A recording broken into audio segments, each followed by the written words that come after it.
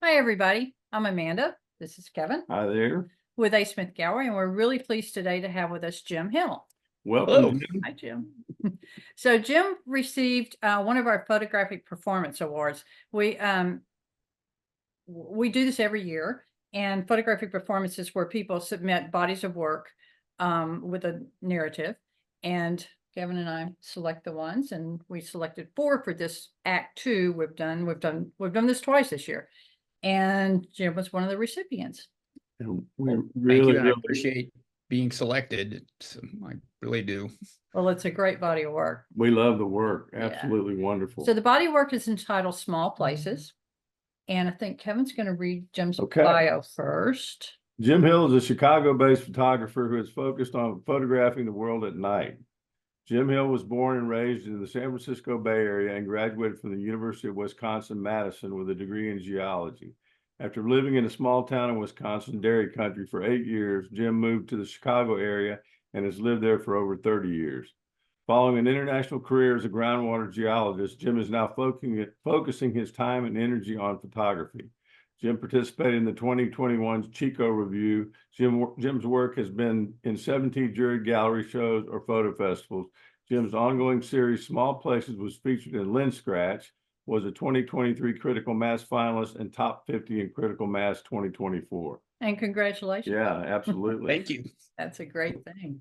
Yeah. That was a surprise because I thought I don't know what I'm doing. I split the work up and I realized, well, it would have been stronger if it had been one piece of work. So when they did select it, I was as surprised as anybody. That's great. Yeah. Well, we're going to screen share the. Oh no, you get to read you have to read first. Yes. Yeah. Yeah. And so my artist statement is a haiku. And I suspect most people know what haikus are, but it's basically a Japanese form of poetry that's 5 syllables, 7 syllables, and 5 syllables. I use haiku to laugh a lot. And I started writing haikus when I was working, and I was running a big operation, and I'd get buried in emails. And some days I just say to my administrative assistant, I think I'm going to answer some emails in haiku today. And she would like shudder. But I started writing these little haikus. If you don't mind, I'll read a couple of them. Absolutely. I got to tell you, when I saw that originally, I love that. That's a wonderful approach. Yeah. So one of the all-time favorites is, "You are my boss, so I do everything you want now and forever." And then understand your point, but cannot do anything. Suck it up, Buttercup. So those are great. So I started writing haikus doing that. And then I have a friend that I met on Flickr. He's an American guy, and we're from the same town in California, Greg Friedman. And he goes around and he shoots basically people's backyards in Tokyo. He's a professor there with his cell phone camera probably in the middle of the night almost. And I told him, I said, hey, some of these are haikus. So during the pandemic, I started occasionally writing haikus for his pictures. So I kind of built my skill set up a little bit. And, artist statements, I think sometimes they're too serious and too long. So I wrote this artist statement, which I have to preface to say that I did not use it for the critical mass. I was just going to ask you that. Artist statement. Yeah. And I've gotten some feedback from some folks where they don't like the idea, because if you have to read too many artist statements, it's kind of, you have to work your way through it. But I do appreciate you guys being open to this and letting me do it that way. So here we go. Small Places explores the American heartland. Rural nights haunt me. The nights are lonely. Darkness is isolation. Shadows hide the past. Silos of grain dominate rural night skies. The abundance looms. Small Midwestern towns producing the food we eat struggle to survive. Businesses fail. Farms are consolidated. Kids leave forever. Not many people. Everyone knows everyone, but loneliness lurks. Miles to anywhere. Silence echoes in my head. A sea of corn waves. The feelings come back. I think I do understand. I used to live here. I meet the locals. We talk and boundaries ease. Later, I bring prints. So that's the artist statement. Very good. Very, very good. Less than 100 words. Perfect. Well, Okay, thanks again for your openness to receiving that. Oh, most sure. definitely. So we're going to screen share now. Well, this is Benton, Illinois, population about 400, and it's the first shot in the sequence, and it's the only one that is really when it's not dark. And I struggled for a long time of how you show the distance and how you show the scale, and really felt like I had to do it in at least dusk. So you can see the, 7 miles to the next town and the edge of town there. This town has 13 silos this size in it. So, and they're in the middle of town. So it's sort of built around it. It's like skyscrapers on the prairie, for Mhm. lack of a better way to put it. Wow. Wonderful. Oh, you're supposed to go past that one. And We're gonna take that. yeah, Don't this look at one that. is one of my favorites. I know. When I shoot, I'm shooting off of a tripod, and they're relatively long exposures. Typically, a second to 2 seconds. One of the things that really gives you problems when you shoot at night is the f-stop relative to the flaring of the light, these, street lights. So it's always a trade-off between how much you want them to flare versus how much of a depth of field do you need. And this one, because of the sky conditions, I was able to get the street light with not too much trouble. You'll also note the little cat there next to the Gilman Star printing sign. This is Gilman, Illinois. This is actually the biggest place that I've shot, and it's about 1,800 people. These little towns, the post office, the bars, the churches, the VFW, that's the heart of town. And the Illinois, the prairie has a big, big sky. And I think this captures it pretty well. Absolutely. Ah, that's the better one. Yes, I told you that. Oh, Yeah, there we go. there. Now you So can, that I'll now go you can through see the all of cat. them? At least I can see the cat. No, we'll leave it the way it is. Okay. Yeah. Sorry about that. That's all right. And you will note that there are not people in these pictures. And one of the reasons, or the primary reason for that, is nobody wants to be in them. And most of the people you run into are smoking in front of bars. And I'm not sure they want everybody to know they're there necessarily. Right. And, I feel obligated to ask before I shoot. And it just doesn't happen. Well, So you get such a more full feeling for architecture when you shoot it this way, because the buildings are truly modeled. In other words, during the day, everything the sunlight flattens everything out, right?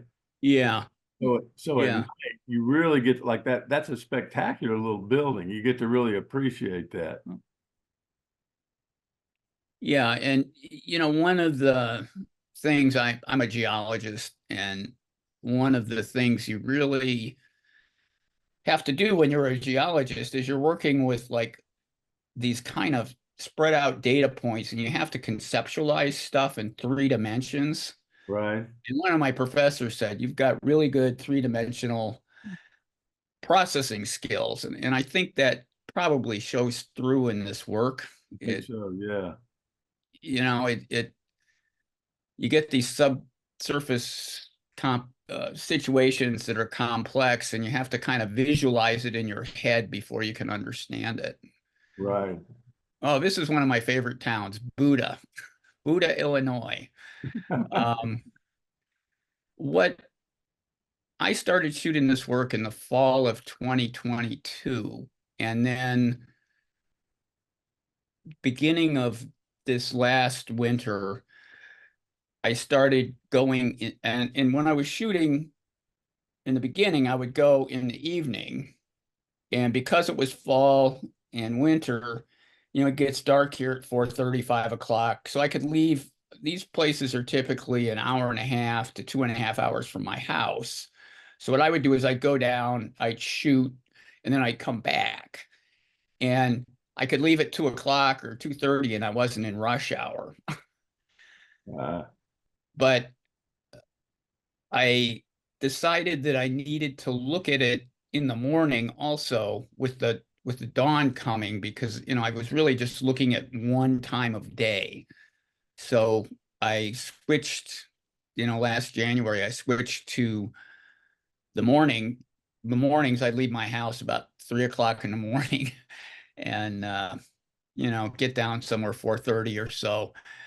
And we didn't get a lot of snow here, but out west in Western Illinois, they got a lot of snow. So you'd get this fog, and I found the fog to be fantastic. And if I'd been shooting in the evening, I wouldn't have gotten the fog. it's beautiful. Yeah. Well, I've got a question for you. You said that your Sure. body of work, Small Places, began during and as a result of the pandemic. Could you tell us a little bit about that? Sure.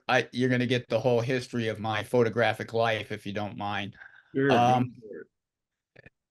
I took photography in high school and never took the second semester because it conflicted with AP physics, and my dad wouldn't sign the thing for me to take second semester photography instead of physics. So it kind of went by the wayside. And my camera got stolen in college, and then you have kids and you go on vacation and you shoot a little bit. And I wasn't at all serious. And then my job, I ultimately ended up running a global operation for an engineering company, which meant I was gone all the time. And I would run in the mornings just to get a sense of where I was and to get some exercise. And then I got plantar fasciitis and I couldn't run anymore. And you're like in Abu Dhabi at 5 o'clock in the morning and you're walking around. And I'm like, I should shoot this. So I started shooting and just, nothing serious. And then when I retired, my wife, who has been just fantastic through this whole thing, suggested that, you might want to find something to do. You're going to have all day. So I took a couple of classes at the Art Institute, and the pandemic came, and I ended up shooting around here at night just because there were less people. And then as the pandemic eased, I started going into Chicago. And then I got kind of tired of the alleys of Chicago, and my wife was going to American Players Theater up in Wisconsin. And I said, well, I'll drive you up there and I'll go to Iowa and shoot. And I started, just for yucks, I started shooting the little towns in Iowa at night, and I liked it. So I just flipped the whole thing from shooting alleys in Chicago to, this. And it really was kind of progressive of how this all evolved. So that's a long answer to Uh, a question, but that's perfect. okay. So yeah, this is the corner, and it is the corner tap. Most of these towns, if they have any substance, will have a tavern. If the tavern closes, the town's in trouble. And they're also typically now about the only place you can eat. So I end up in taverns. I don't drink while I'm shooting, but you meet the people and so forth. And so I've sort of distributed photos of various taverns across central Illinois and Iowa back to the owners as I go back to places. One of the things that I've learned is I've gone back to these towns like 3-4 times, and kind of to my own amazement, I keep finding more things to shoot. And it sort of taught me that I do better when I keep at it and keep coming back and pushing myself. So this is the corner tap in Atkinson, Illinois. I bring the owners pictures, and then I don't really expect them to put them up. Sometimes they do, but I always thought I should have a traveling exhibit where we charter a bus with a a tap of beer in it, and we go from tavern to tavern Well, let me know across when you do that. Illinois, Trip. where I have pictures up in the bars. Yeah, that sounds like a great idea. Yeah, and if you don't have to drive, it's no harm. And this also illustrates no matter how little these towns are, they have Christmas decorations. Yeah, yeah. Let's go back to that one. And Seen this image. here's Kempton. This place. Well, okay. Well, I think we're kind of done with that one. Good. Okay. Unless you have any questions. No, I was just gonna say, I've seen this, looked at this many times, and now is the first time I noticed Yeah, that Christmas tree. But yeah, that's I had a wider shot. I always shoot 10 times, and there's a wider shot with the street light in it, and the street light overwhelms the Christmas tree. So I preferred this one because of that glass, that bottle glass. It's really pretty cool. Absolutely. So I'm telling you stories about this town. This is Kempton, and it is the world headquarters for the World Explorers Club. And the World Explorers Club is a very interesting thing. They believe in extraterrestrials, and they have places you can stay if you join the World Explorers Club. Kempton, Illinois, Roswell, New Mexico, Liverpool, Kathmandu, and I'm always amazed, like how is Kempton with 231 people here?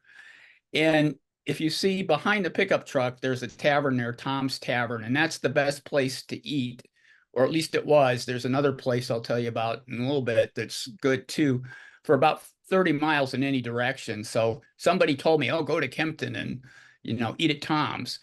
And then you sort of see it. There's a big mural on the wall with a pyramid and spaceships over it. and this is their bookstore. And you talk to the folks at Tom's Tavern, and they're all farmers, and the World Explorers Club has never come up, to my amazement, and it's right across the street. The thing that I have not been able to capture in Kempton is in front of the World Explorers Club, they have a park bench, and then they have about an 8-foot high concrete replica of an Easter Island figurine. Oh, boy. And to me, it looks like it's a UFO bus stop. You sit there and you wait for the spaceship to come and take you away. But unfortunately, the light is really bad there. And for me to capture that, I'd have to bring a light. And at least to date, I have not, used any artificial lighting in any of this stuff. It's all as is. So why did that club pick Kempton? I went on their website to try to figure that out, and I haven't been able to. I went in there one time when it was open and asked them, and I guess the guy that found it is from around there. Was her answer anyway. I thought, well, maybe they've seen UFOs here or something. And let me ask you another question here. You were raised in a big city and now live in a big city. So it seems that your time in a small Wisconsin town after college was influential in your life. How has that affected you personally? And what influence has it had on your choice of subject matter and your photography practice?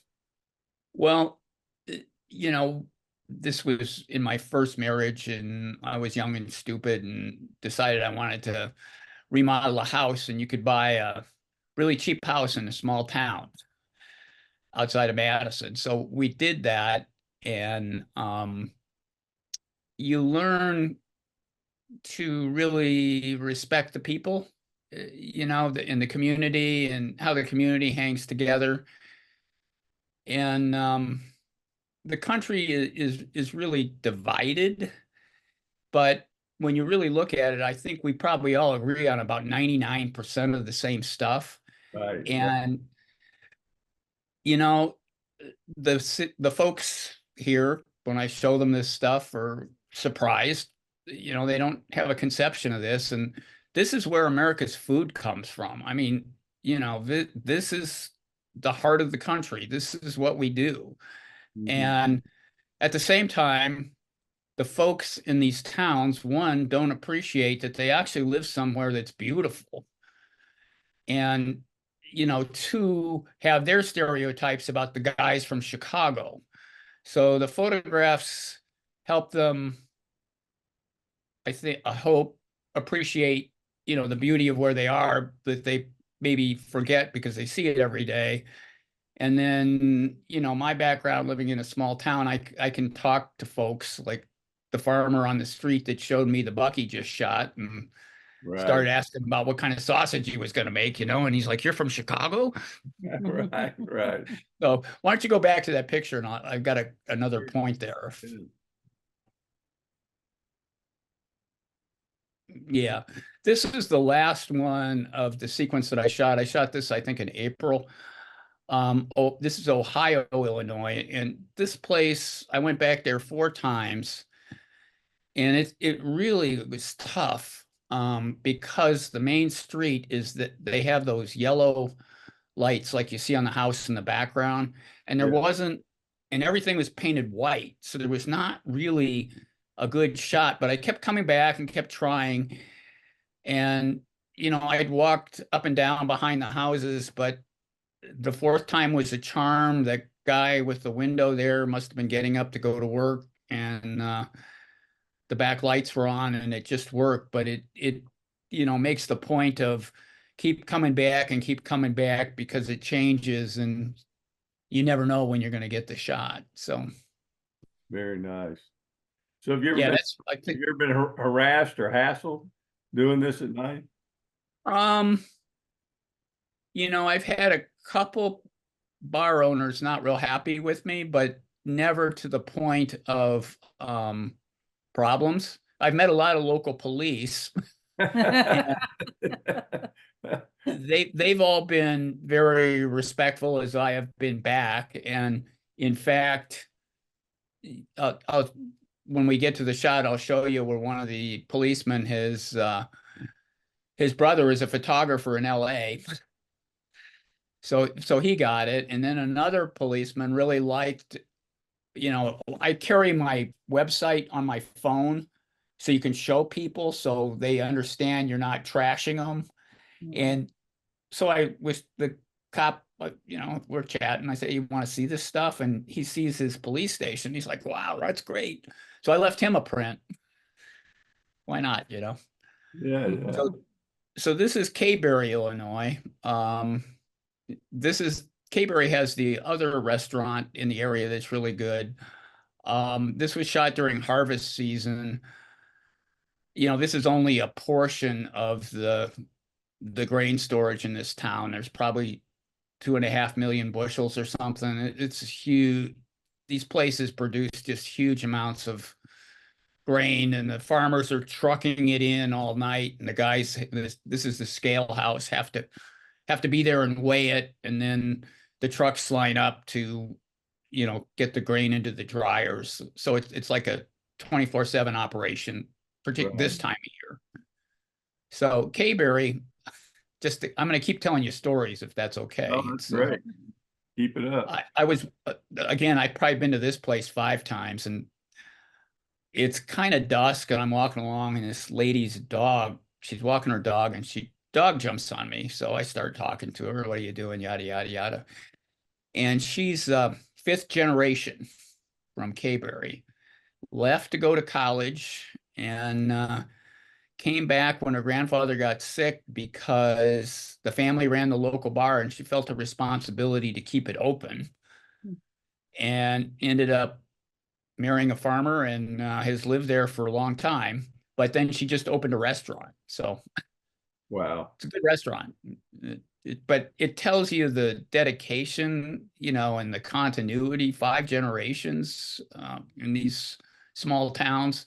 These people really, they care about these places, and, Right, right. want to see them survive, but they're really struggling because everything is getting consolidated.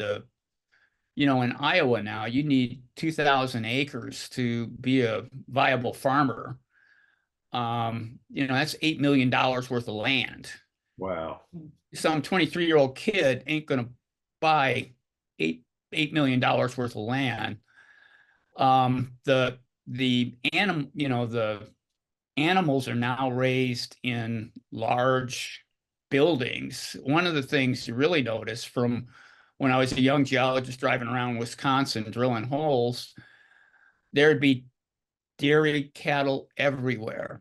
Now, you know, and you go to Iowa, you'd see the sheds with the pigs and the steers. Now you don't see that. All the animals are in generally big sheds where they're raised, you know, so economically that farmers with 50 head of cattle can't really compete. Right. So you're getting the farmers squeezed, and then the big stores, the Walmarts of the world, are driving the little businesses out. So these places are really struggling, a lot of them, to kind of figure out how they're going to survive. And that's a real issue for the people that are there, in a lot of them anyway. I think it's a problem that a lot of people aren't aware of, but in the rural Midwestern economy, the small towns are struggling in spite of producing, you know, millions and millions and millions of bushels of corn and shipping out thousands of livestock at a time. Right. I think that's also an issue here in Texas, in the northern part of the state. You know, there's just lots and lots of old little wonderful towns that are basically ghost towns now. Yeah. Most of that was because of the oil boom and bust, but yeah. Yeah. It is sad to see. And you asked me before about, you know, how it influences you. I try not to show these towns in, you know, it'd be easy if you wanted to shoot dilapidated buildings. Yeah, every town has a dilapidated building, but that's not what these places are really about. Right. So Right. I try to not do that. Yeah. Yeah, this is one of the morning shots. It's about 5 a.m. And there's the guy at the grain co-op that's there already. They're loading trucks and rail cars to ship this stuff out at 5 o'clock in the morning. It's a long day. No kidding. This is a wonderful shot. The Thank you. monochromatic aspect of it, I love. I think that's beautiful. Yeah, and one of the things you'll see the light, you just see the hint of the light there. I've really tried to refine my technique so I don't shoot those lights head on anymore. In the beginning, I was doing that, and You talking about got this up here? yeah, exactly. Yeah. Right. There's a floodlight that's just behind the silo there, and it Right. gives it the light without the glare of the floodlight. And then you were lucky to have a gray truck sitting out there. Yeah, well, the prop guy did a good job on that. Yeah, sometimes you get lucky. Right. So yeah, this is in Lexington. I was telling you about the local cops. This is the one where the cop, his brother's a photographer in LA. So he's checking my ID and we're talking while I'm shooting. And So it turned out that the hardware store had been robbed like 2 weeks before. And little did I know that there's like a smash and grab thing going on in these rural areas too, where people will steal pickup trucks and smash in the windows or the doors and then steal stuff. So, you know, these little towns have their issues too. It's not idyllic all the time. right. It's just so nice. This is really nice. This corner right here too. I really like. Yeah. So now what do you shoot? Are you shooting with a big camera with a tripod? We haven't talked about your. Yeah, well, I've sort of in the middle of this, I upgraded from a Nikon 750 to a Nikon 850. And, I'd gotten a lot of feedback that, oh, you should really shoot medium format or large format. And I really thought hard about that. And I just decided not to do it because I'm an old guy and I don't know how much longer I'm going to be shooting. And I didn't want to waste the time, so to speak, learning to use a new camera, just a Yeah. totally new methodology. So I just said, I'm just going to buy the camera I can find that has the highest pixel density I can. So, this is a 35 millimeter SLR on a tripod. And I tend to shoot at ISO 400. 200 is a little too slow sometimes, or 100. 200 is about right. And, I blow this stuff up and hang it on a wall and in shows and stuff, and it looks decent. I'm not going to be able to fill up a whole wall probably without it getting a little blurry, but for my purposes, I think it does fine. Right. Right. So this was at the beginning of my journey through these towns too. This was in November, and the shot's titled First Snow, and it is the first snow. And one of the state highways runs through here that's kind of my artery up and down the state. So this is forest, and I go through here quite a bit. It's interesting. You can see when you look at the streetlights that it's snowing. Yeah. So I'm in the middle of the street, making sure there's nobody coming behind me. And this young woman, she was probably 16 or 17, walks up and she stands on the sidewalk and she just looks at me for a little while. And I say hi, and she says hi. And then she watches a little longer and she turns and she looks at me and she goes, you're really right. This is beautiful. And she walks on. It was, that was one of those moments when it's like, yeah, this is worth doing. Yeah, And absolutely. you can see if you look for the flags that it was really blowing pretty hard. You can Right. see the street lights there, but I like this shot enough that I overlooked that, and because I would have had to shoot at such a high ISO to keep the flags from being distorted, that I figured it just went with the shot. And So these are colored street lights, it appears. What is it? yeah, you get differing. It's interesting because there's depending on the street light bulb, it can change. And some towns, they're all the same. And in places like this, they just buy new street lights, and when one burns out, they don't care if they all match, and they just put them in, Right. which I Right. prefer. It makes the light a lot more interesting. Yeah, definitely. I love this one. This is a really wonderful shot. Yeah, this is oh, which town is this? Long Point. Yeah, Long Point is another one of those towns that has two different.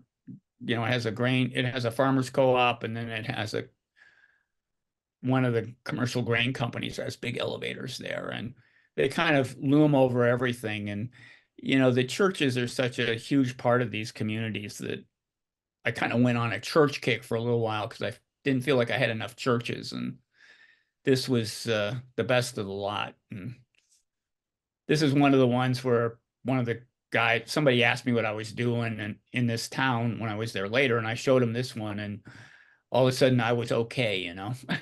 So Well, and then it's just wonderful the way the top of these silos mimic the yeah. gable roofs over here. Yeah. And one of the things about this is it's early spring, so the trees are really about to pop.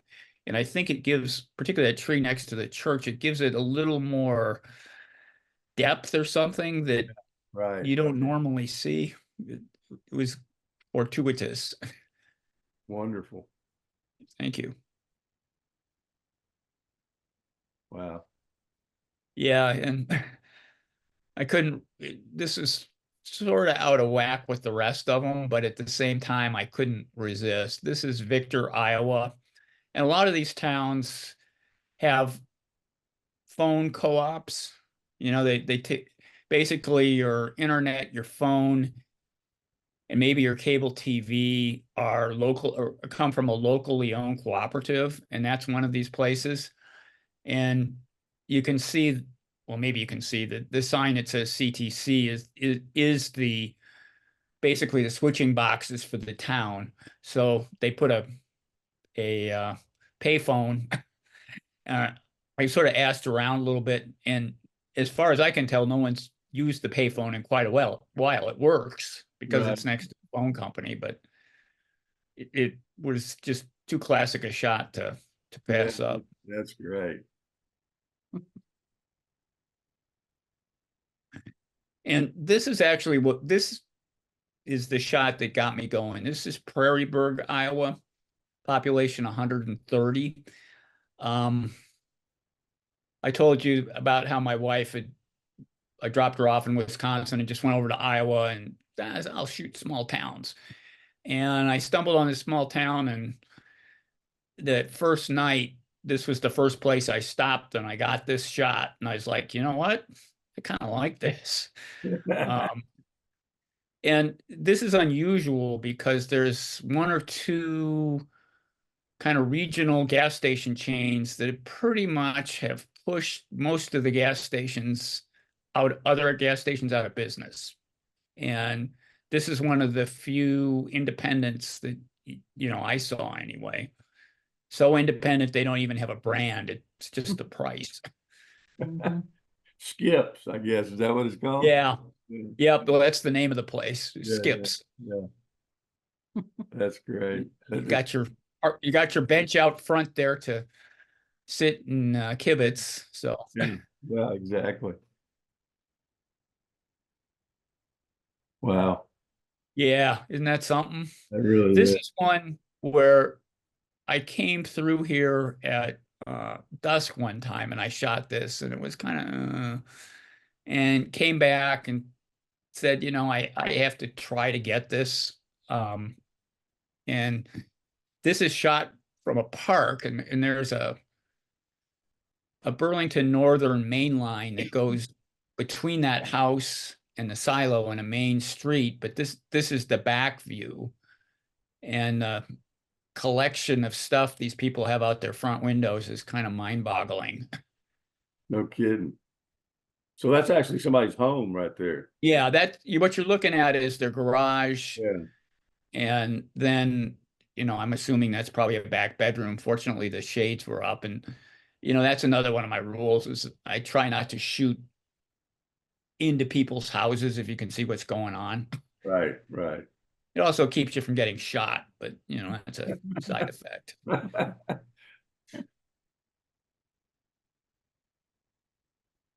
Wow.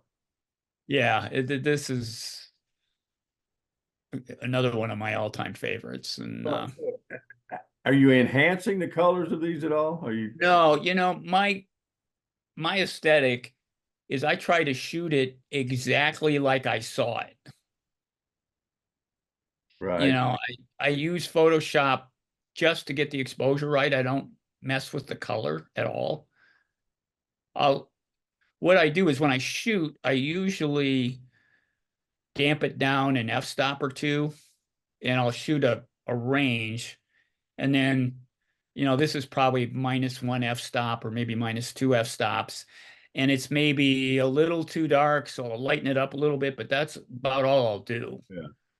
I don't, I'm not using Photoshop in any heavy duty way on these. It's just all the color in all of these. The colors are just wonderful. Yeah, and you won't believe this, but until 2019, well, you probably believe it, but until 2019, I shot in black and white. And one of the teachers at the Art Institute, he challenged me. He said, you know what? You're going to shoot in color for the whole class. And I never went back. You liked it. Yeah, yeah. Wow. Oh yeah. This is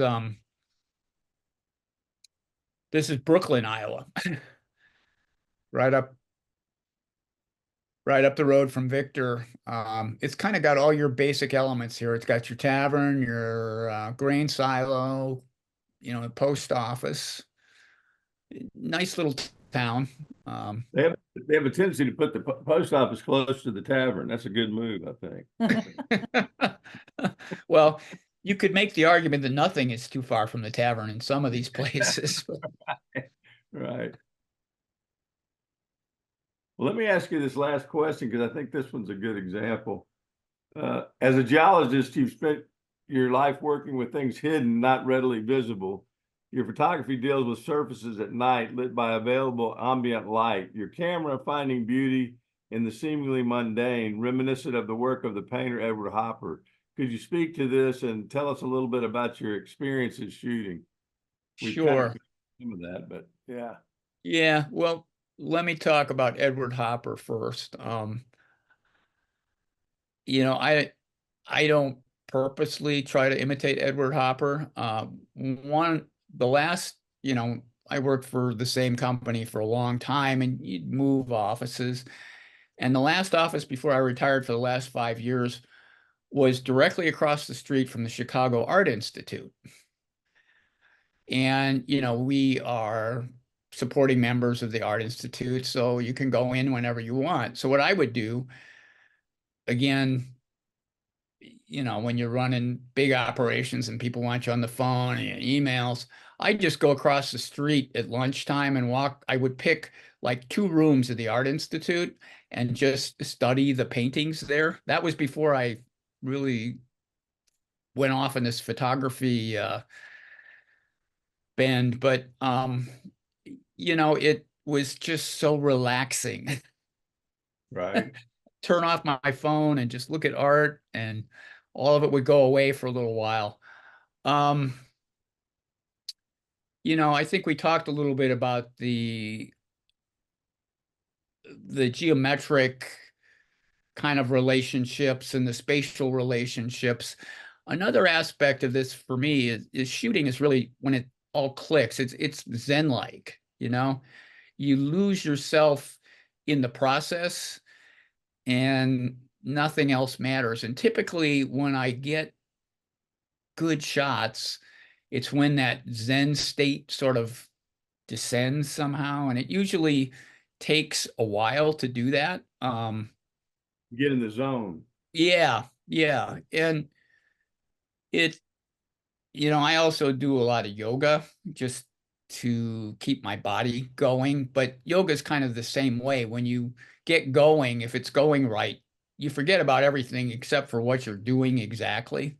Right. So, for me, that's a big element in this. I also am a big advocate of continuous improvement. So I, really studied the work that I shoot and critique it myself and then have other people critique it really hard. People that, don't want to hurt your feelings and they say, yeah, it's good. They're not really doing you a favor. Yeah. Yeah. When I, you know, somehow or another, I ended up in upper management. And the way that I did is they gave me a raggedy business unit that was the worst one in the company. And I got everybody on board with, we're going to criticize ourselves in a constructive manner that is really designed to make everybody better.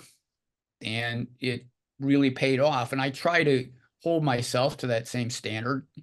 So that, there's that aspect of it. And then, I shoot once a week and I pretty religiously do that. And what I find, at least for me, it's like being an athlete where you have to use it or you lose it. And I know from when, I would shoot kind of randomly when I was on vacation, almost inevitably my pictures at the end of vacation were a lot better than the ones at the beginning because I was getting back into the groove. Right. And so, yeah, I like the Zen aspect and the peacefulness of it, but also shooting that once a week, it keeps it keeps it going. It's how you improve, because if you, at least for me, because if you stop, then it takes a while to catch up. That's right. So that's, kind of the premise of my shooting, I guess, is once a week, try to get in the zone, be respectful, and I also try to have fun. That's the other thing, if you haven't figured that out. So, Well, it all shows. The work is really nice. well, thank you. And, I really appreciate you guys giving me the opportunity to show this and your support. You've been supportive all along as I've kind of progressed. So I do appreciate that. We were very impressed the first time we saw it. Thanks. It's something special. So how long have you been Yeah, working? and I will put in a plug. There's about another 50 or 60 shots on Instagram. It's J.A. Hill 3 photo. This winter I'm gonna work on trying to rough out a book, and we'll see if anybody's interested in it, because I shot every week for almost 2 years, so there's a lot of work there. Some of it Yeah. should I would fit in think a book. that would be wonderful. Yeah. Yeah. With some haikus in it. Yeah. Well, maybe the haikus can go in the beginning. Yeah. Well, Jim, it's been great talking to you. Yeah. Well, thank you guys. I appreciate it. And thanks everyone for listening, and hope you enjoy the work. If anybody has any questions, I think you can figure out where to find me. So let me know. All right. Very Okay. good. Thanks Well, again. and thanks so much See ya. for supporting the gallery. Yeah. You bet. Thank you. Bye.